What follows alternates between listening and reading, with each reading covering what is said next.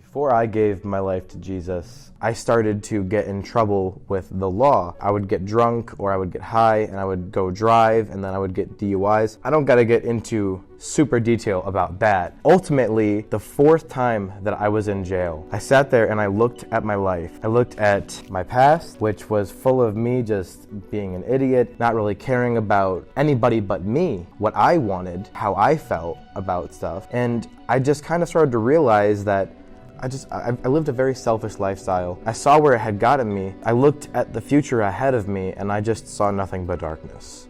I didn't see a future ahead of me. I was hopeless in that moment because I was not even 21 yet and I was facing multiple felonies as well as a loss of my license. I had just graduated high school. I'm still in college, and it just looked like I was doomed, like I was never going to be able to have a life or a future or anything. It appeared like the foundation of my life was ripped up from under me, and it was nobody's fault but mine. But in that moment, I just felt a call to ask a higher power that I believe is Jesus Christ for help. Honestly, in that moment, I didn't even know who I was asking for help. I was just asking God to help me have a future that is different than my past. That one prayer ended up carrying me all the way until where I'm at right now, because ever since that moment, when I humbled myself before God and accepted the fact that I am not strong enough to make the best decisions for my life, that is when God started showing his face to me